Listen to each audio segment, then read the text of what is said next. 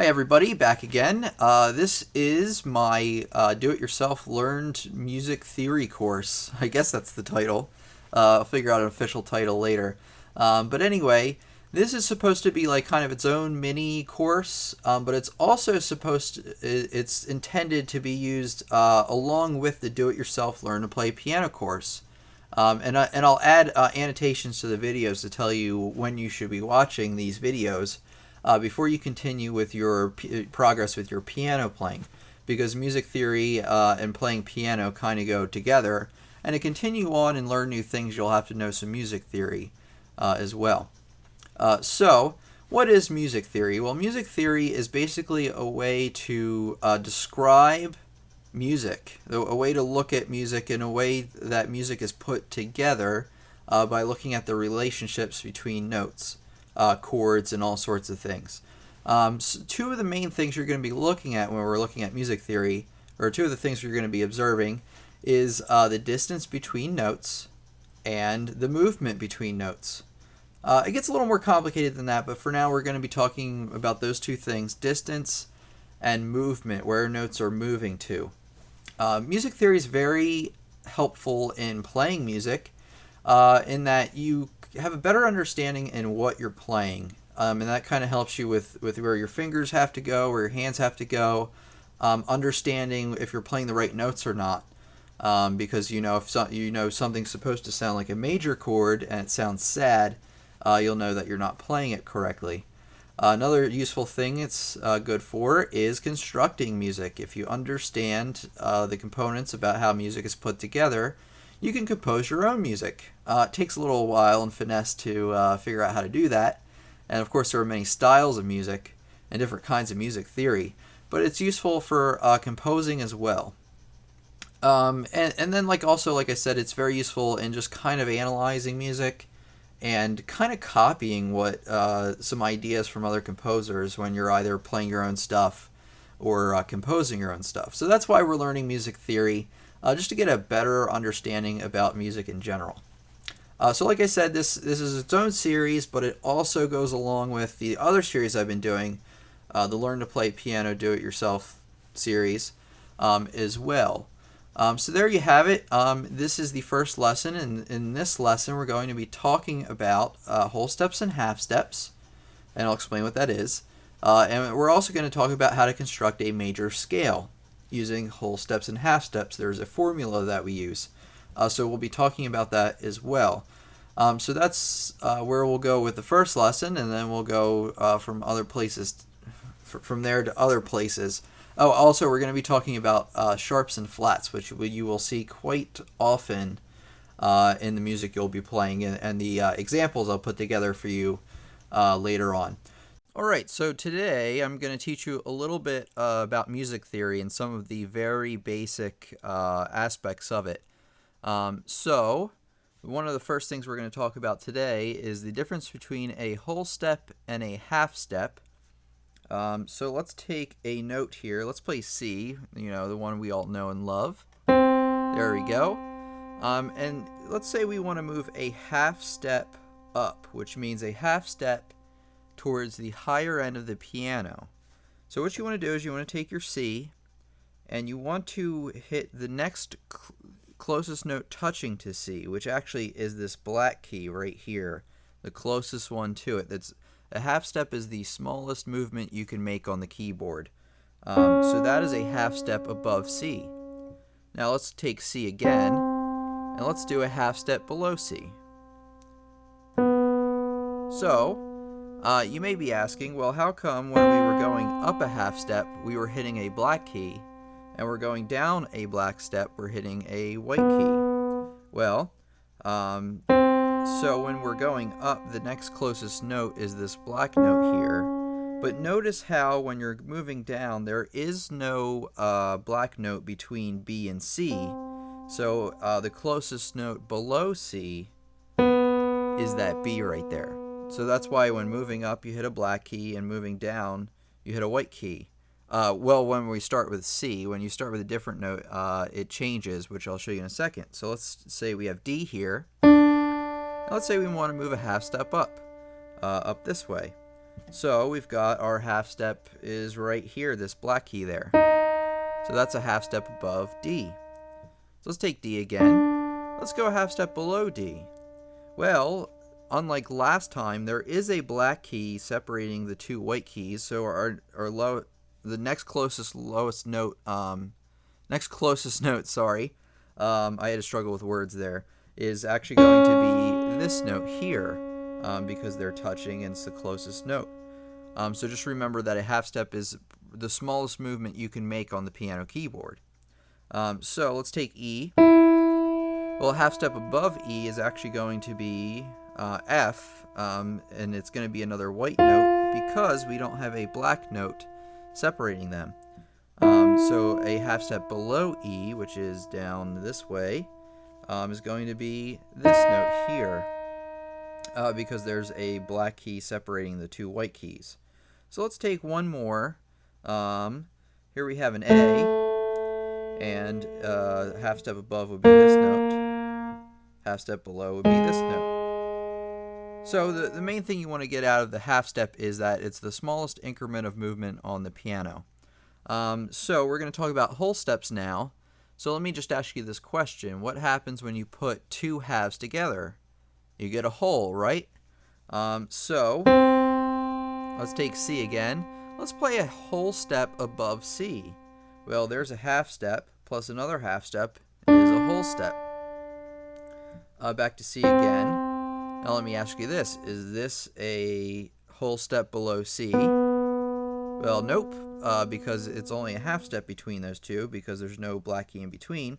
So a whole step will actually be this one right here. Let's try another key, shall we? Let's pick D. Sounds logical. So a whole step above D is going to be E because we have a black note in between. Whole step below D is going to be which note? Take a second to think about it. Remember that a whole step is two half steps. So right there. So a whole step below D is going to be C. So that's the explanation of whole steps and half steps. I will explain later exactly what that's for. I mentioned before that music theory is a lot about the distance between notes and how notes move together. So using half steps and whole steps is just a way to describe the distance between two notes. So there you have it, whole steps and half steps. Okay, here in front of me we have this interesting symbol here. It looks like a number sign, and this is actually what's known as a sharp. And you'll usually find this right before a certain kind of note. Now, I think I'll release some practice examples with these in it, so I'll show you exactly what I mean in that. But this is a symbol, it means sharp, and I'll tell you what sharp actually means. So whenever we're talking about sharp, a note that's sharp, we're talking about moving it one half step this way towards the top of the piano. So let's say we have the note C sharp. Well, the first thing you want to do is you want to find the note C, and then you're going to sharp it. So you're going to move one half step this way, like that. Let's say we have E sharp. Right, actually, let's skip that one. That one's a little bit different. We'll do that in a second. So let's do F sharp. So here's F, and there's F sharp, just moving one half step this way. What about A sharp? Here's an A, and then here is a sharp. Now let's do E sharp. I mentioned that this one's a little bit different. So here's E. And where's E sharp? Well, remember before I was talking about whole steps and half steps, and how some of the notes don't have a black note in between. So an E sharp is actually going to be F. And that term we have for that is enharmonic equivalence, or just equivalence if you don't want to sound too fancy or can't remember the whole thing. So E sharp is F. So enharmonic equivalence. Now let's take this one, the flat. And let's find a flat, let me explain the concept. A flat, whenever we have a flat, we're going to take the note and move a half step the other way towards the bottom of the piano. So let's say we have a D flat. So whenever you hear D flat or D sharp, the first thing you want to do is you want to find the bass note, which is D. So D flat is going to be right there. So that's D flat. What about G flat? Well, here's G. There's G flat. What about F flat? Here's F. Well, there's no black notes in between those, so F flat is also E. So N harmonic equivalence again. So let me tell you another thing that'll blow your mind, or not. So let's find a note. So D, and let's find D sharp. So remember, sharp is this one, looks like a number sign. D sharp is here. So recognize where that is. Now we're going to go back to the flat, which actually looks like a little B, and let's find E flat. So there's D sharp, and here's E, and here's E flat. So again, N harmonic equivalence, or just equivalence, whatever you like to say. So D sharp is equal to E flat on the keyboard. So there you have it, a brief explanation of sharps and flats. You'll see those a lot in music as we continue on. I'll add those in our examples as we move forward. Like always, leave me any comments or questions that I'll be happy to answer. And there you have it, sharps and flats.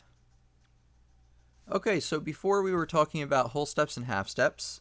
Remember that a half step is the smallest amount of movement on the keyboard. To move a half step, you just find the next closest note. And you can either move up this way or down this way, like so. And there's also whole steps, which is 2 half steps put together, just like that. So I'm going to play the C scale. First, I'm going to do it without any kind of fingering at all. So all you do for C scale, it's a little bit different for every scale, and I'll explain. But C is the easiest because your first note is C, and your last note is C. And you're just going to play C to C and all the white keys in between. So you're going to play C, D, E, F, G, A, B, C, like that. And you can also go down.